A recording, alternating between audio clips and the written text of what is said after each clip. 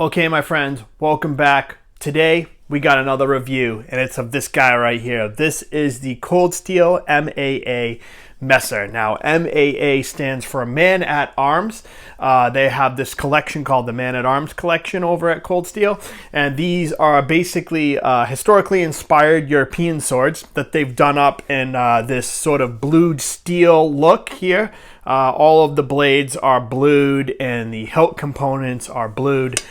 And they have sort of a modern interpretation of historical European swords.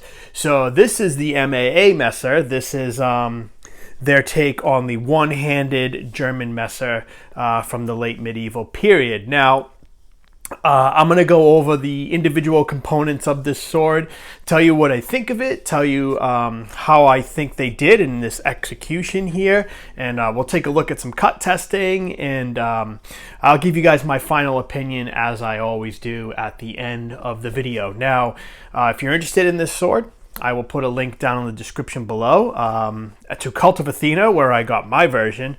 I bought this sword about a year ago for around, I think it was a little bit more than $200. They seem to be a little bit cheaper now. This is available at Cult of Athena as of right now. It's in stock for a little bit over $200. So it's definitely within the budget range when it comes to swords. Functional swords.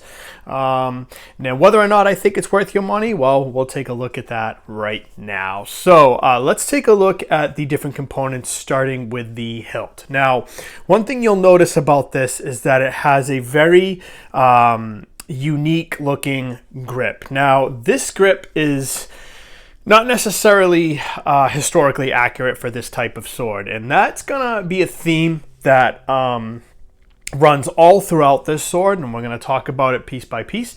But it's a historically based sword. It's historically inspired, but the components and the execution of this thing are not historically accurate. Now, if that's very important to you, then you'll want to pay attention to this stuff because it may or may not influence your opinion on whether or not you want to buy this. But looking at this grip, you can see that it is kind of a square looking or rectangular looking grip with, I should say, rectangular dimensions, and it is sort of beveled here to aid in comfort when using it. Now, at first I thought that this was going to be quite uncomfortable for a grip. However, that is not the case at all. It tends to be very, very comfortable, and when using the sword, I didn't notice any discomfort whatsoever. As you can see, it kind of tapers down. It swells out here, and then it tapers down as it gets closer to the cross guard. And this grip design is actually extremely comfortable. It really surprised me at how comfortable it is. Now, it does have this blued steel end cap piece here, and I believe this is a nut construction here on the hilt. Now, I didn't notice any loosening in any of the test cutting that you see. I did do a very slight abusive test with the sword where I chopped into some wood, and you guys are going to see that. And there was no loosening of this nut or the blade or any of the hilt components whatsoever. So this nut construction here seems to be executed quite nicely, at least on my example. So if that's something that, you know, concerns you guys, because I know some people do not like a nut construction, they prefer a peen construction or a nut and peen construction or something of that nature, just know that I had no problems with this whatsoever. Now, this is not a historically accurate type of pommel construction or grip construction for a Messer. Now, I have a historically accurate example up here on the wall from Lance Connect Emporium, and I'm going to show you in a second the difference between a historically accurate construction method for the Messer and this one here. But let's just talk about this for one more second, or a couple more minutes, I should say. This grip is a solid piece of wood, and it is a full tang. I did not take apart this grip, but I know people who have, and I've read about it, and they have stated that it is a full tang construction that is actually quite thick and beefy for this type of sword. So there's no worries there. The grip is actually, I think, one of the highlights of this sword. It looks cool. And it is totally functional and feels great in the hand. And to me, that's extremely important. Like I said, if you're into the historical accuracy of messers, this grip construction here is not for you. And I'm just going to show you real quick how a messer was historically constructed. And let's take my Lance Connect Emporium messer off the wall here for a second. So you can see that historically, they were full tang construction that ran all the way down, and there is no pommel. And basically, you have two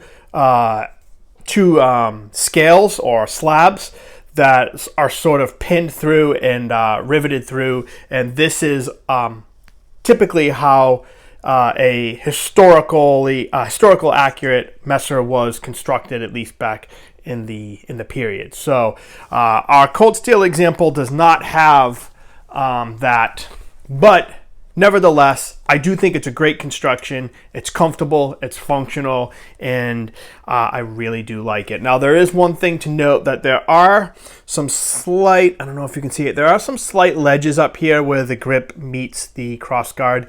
I noticed that if you grip all the way up here, like if you're one of those people that likes to grip right at the crossguard, you can kind of feel that a little bit, and I wouldn't say it's super uncomfortable, but you can feel it, and it is noticeable. However, I think the proper way, or the best way to grip this sword, is right here, leaving some space towards the end, but right here, and it feels great, and there's no discomfort whatsoever. Now, let's talk about this crossguard portion here, because it is quite attractive and very cool looking. Now, we do have the knuckle guard protection here, which this crossguard portion of the hilt is, once again, it's historically inspired, but it's not necessarily historically accurate in how it's constructed and or executed. So you do have the knuckle guard protection here, which single-handed messers were known to have. Some did, some did not.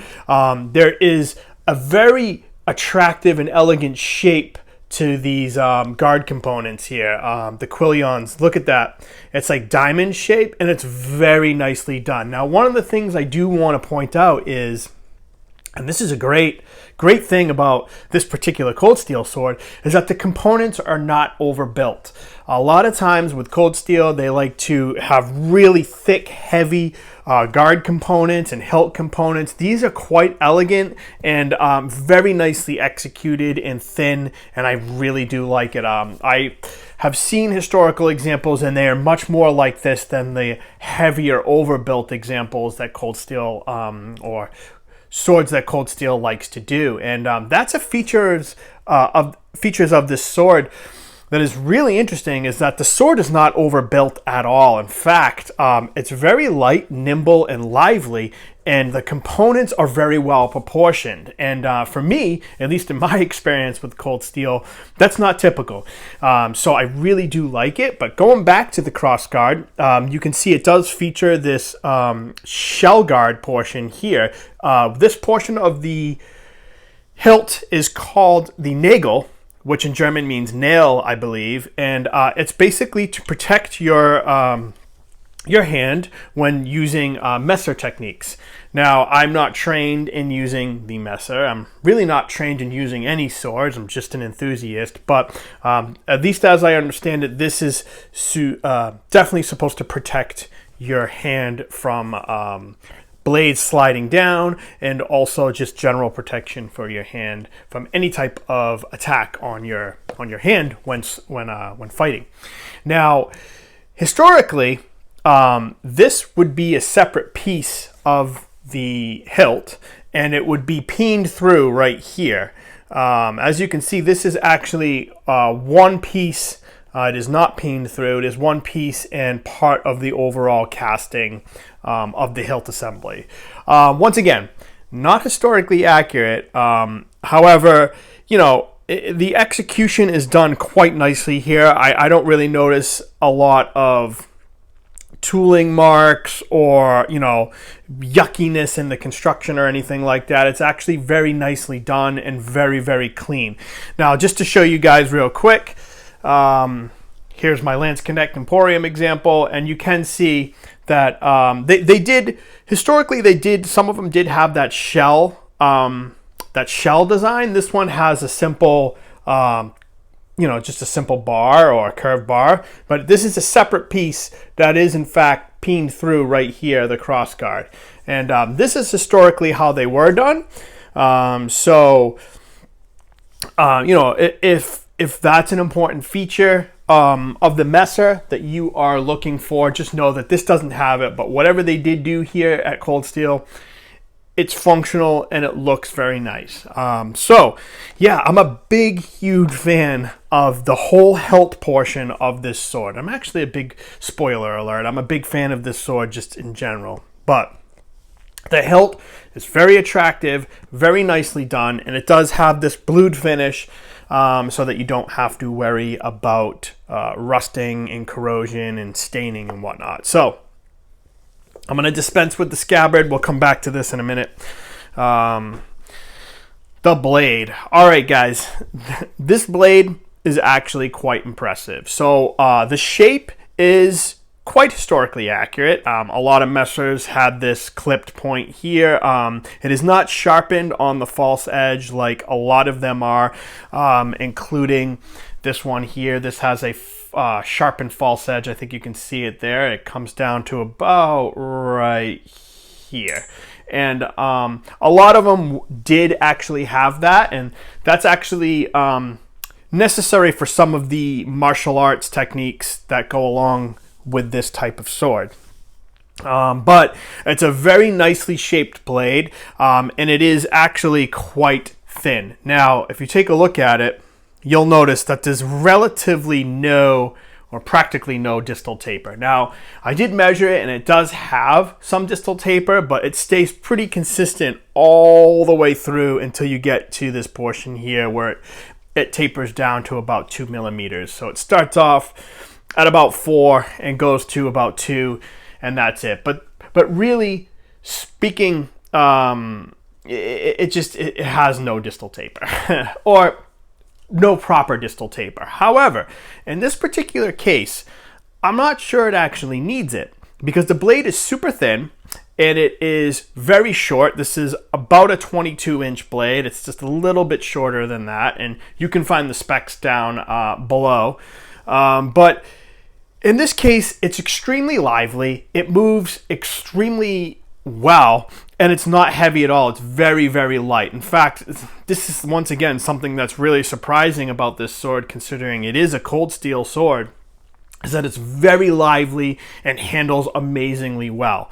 And it has to do, of course, with the blade, which is very thin and very short. Now, some people have said, well, does that mean it's durable? Does it hold up? And it actually does. This is a 1090 or 1095 high carbon steel.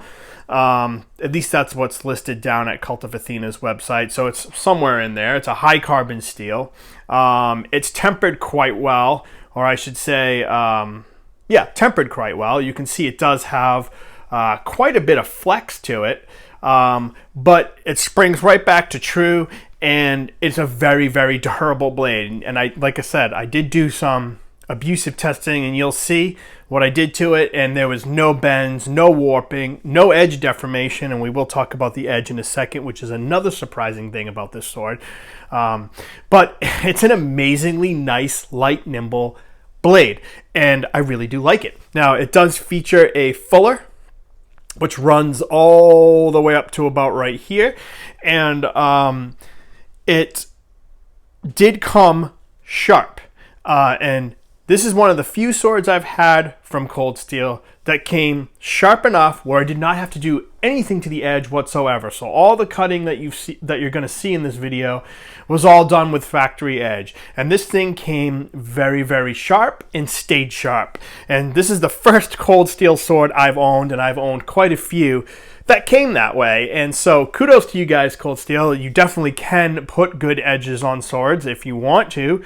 And in this case, it worked out great. Now, I do think that the edge geometry is very good on this sword because of how thin the blade is. I think that aids a lot. So even though this has a pretty substantial secondary bevel, and it looks like a typical Cold Steel edge, I think the fact that the blade is so thin aids in how well this thing actually cuts. So it's just worth noting there. Now, some people like to see the gap in the crossguard, and there really is no gap in this crossguard whatsoever, because what I think that they did was fill it in with some type of epoxy or cement. Now, there you go. You can see it right there. A lot of times this is not executed very nicely, and there's a lot of gunk and sort of you can see the epoxy coming up on the blade. That's not the case here.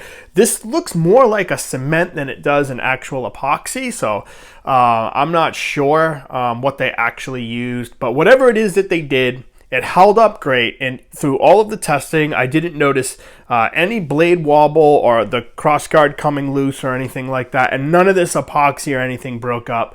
So whatever it is that they used is very, very sturdy. Now, once again, I don't think that is historically accurate, and I don't think that in German messers of the time period that they used any type of epoxy or adhesive in here. I think it was basically just fitted on and then peened, and that's it, much like many medieval swords of the time period. So yeah, the handling characteristics of this thing are quite amazing. As soon as you pick it up, you notice how light and lively it is, and it is very, very fun to use, and I really, really enjoyed it. So yeah, of course, I forgot to mention, it has a blued steel blade. Now, I don't know how durable this blued finish is. However, in all the testing that I did, I don't really see any wearing of the blued finish at all. So it seems to hold up quite nice. Now, some people may be turned off by the bluing or the blackening of the blade as it being, once again, not historically accurate. However, I think some medieval swords were in fact actually blued, not like this. But, I suppose that's just a personal preference. If you like this sort of blacked out look, this is going to be up your alley. If you don't, then you don't. That's basically it. So yeah, it's a fantastic sword, guys. I really enjoy it. So let's take a look at the cut testing footage and a little bit of abusive stuff that I did with the blade. I don't abuse the hell out of my swords, and I don't really push them to failure like Matthew Jensen does. That guy's crazy. I love his channel, by the way. If you don't know Matthew Jensen, go check out his channel. I think it's just called Matthew Jensen. But it held up quite nice. So let's take a look, guys, and I'll give you guys my final opinion of this sword, and we'll go from there. Oh, real quick before we get into the test cutting footage, it does come with a scabbard. It's very, very basic. It's not wood lined, or it doesn't have a wood core or anything. It's a very stereotypical windlass style scabbard, which makes me think that this sword was actually made by Windlass. It screams Windlass all over it, and we do know that Cold Steel did partner up with Windlass to make some of their blades. So this is probably a Windlass produced sword, so of course it comes with the Windlass style scabbard. And I must say that the sword fits perfectly nice in the scabbard, and there's a little bit of blade movement in there, nothing really to worry about. This is really just a storage receptacle for the blade to keep it safe and keep it protected. It didn't come with any type of belt systems or even any type of fittings or anything on here to put in a belt system or anything like that, but I'm sure if you really wanted to, you could get some. And yeah, it's black and blued. This is metal here. It's a metal shape, and there's a metal throat piece here, and they are blued just like the rest of the sword. And it actually looks very, very nice and attractive. And it does have a central stitching right here. Once again, if you've had a windlass sword or even some of the other cold steel swords, it's very typical of a sort of cheap but effective scabbard for the sword. So let's get into the test cutting, and then we'll come right back here and I'll give you guys my final opinion.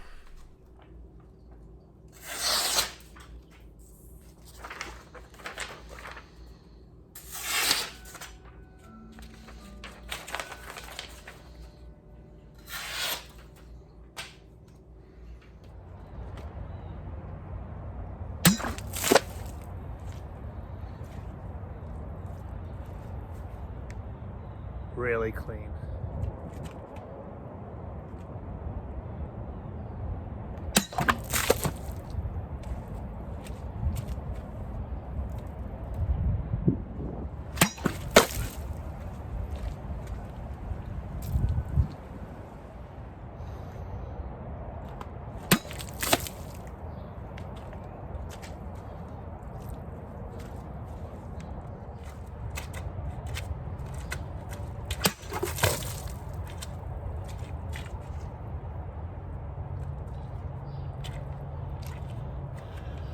Little bit of wavering in the edge alignment there.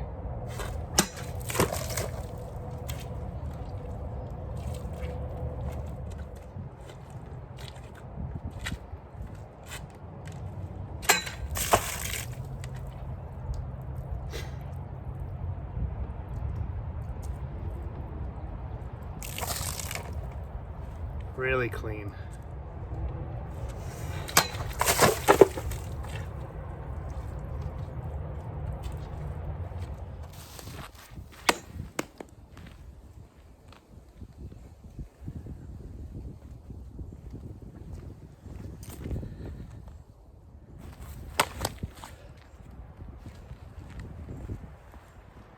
Got a little buckler here.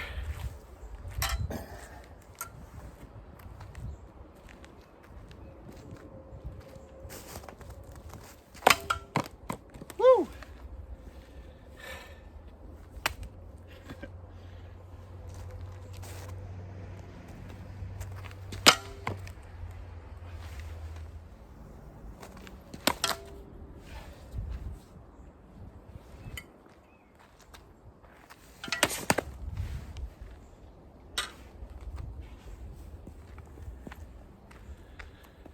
All right, guys, so this sword performed extremely well on these. These are very, very thick and very heavy, and it's very cold out today, which makes them even a little bit more solid. Here's the thinner one, still pretty thick, cut no problem. And here's the thicker one that I did, and it cut through that no problem. And so I did do a little sword and buckler action. Here's the one that I cut where it didn't get all the way through. That's mostly because of my technique, because I don't really know how to use a sword and buckler very well. But however, it did make a really nice cut there. So really cool.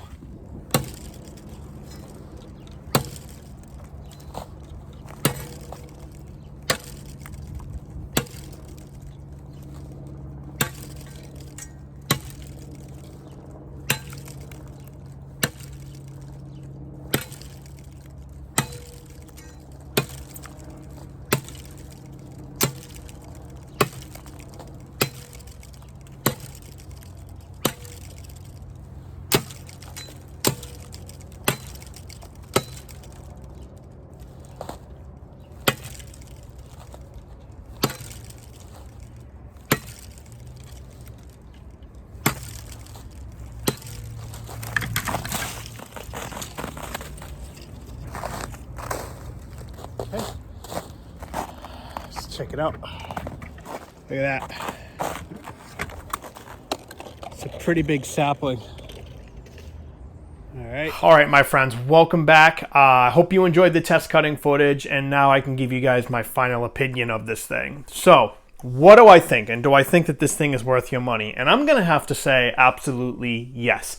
This sword pleasantly surprised me in many, many ways. First of all, it's not your typical cold steel build construction. It's not overbuilt. The components are elegantly designed. They look very, very nice. It has a very comfortable grip. It's not an oversized grip like you commonly see with cold steel swords. It's very pleasantly shaped. It's very comfortable. The sword is quite durable, as you saw from the tests, what I put it through, and there's nothing wrong with it whatsoever. There's no play, there's no movement in anything. The blade is perfectly straight. The edge is still great. There's no edge deformation or damage whatsoever. It's very, very durable construction. There's good heat treatment, especially, well, I should say, I'm going to throw a little note out there. Cold steel has been known to vary in their heat treatments and quality control. At least this particular example right here of the sword was heat treated correctly and nicely, and it's a very durable, nice blade. It handles extremely well. I can't tell you guys how well this thing feels in your hand. I mean, you almost feel like you're holding nothing. It definitely weighs less than 2 pounds. I think on Cult of Athena's website it's advertised at 1 pound 15 ounces, so definitely under 2 pounds, but you know, it is so lively, it is so well balanced, and it cuts like a laser. It's just a really nice, enjoyable sword to use. So my final opinion is, yeah, like I said, I do think it's worth it. It's only $200. So there are not a lot of messers or functional messers on the market, and this is a very compelling option if you want something that is historically inspired, but not necessarily historically accurate. If you're into accuracy, if you're into having something that's much more like the originals, well then, I would say go visit Lance Connect Emporium and see that there are offerings that they have there. Now, I will be doing a review of this sword as well, just not right now. This sword is great, by the way, guys. But anyway, if you're interested in something more historically accurate, you want to visit someplace like Lance Connect Emporium because they do it close, if not exactly like the originals. This is not that. It's historically inspired by historical design. And overall, this package and this execution is done very, very nicely. And that hasn't been my experience 100% with cold steel. It's sort of up and down with cold steel. I've been more disappointed than pleased with cold steel. This happens to be one of the best, if not the best, cold steel sword I have ever owned or used. So I do highly recommend it. If you're into the messer, go check this out. I think it's a great option for you guys. So thanks for coming by, guys. Thanks for sitting through this video and watching and getting a little bit of information. Please leave a like and subscribe down below. Leave comments or anything if you want to talk about this sword, if you have any further questions about it. Maybe I can help you out and help you decide if you want to get one or not. And yeah, once again, just thanks for your support and stay tuned for other reviews. I'm going to be reviewing, I'll give you guys a little sneak peek. I'm going to be reviewing this guy here next. I'm not going to tell you what it is, but you guys in the sword world probably know what it is. There you go. All right, that's enough sneak peek at the next sword. Ugh. See if I can get it in here without cutting myself. All right, thanks for coming by, guys.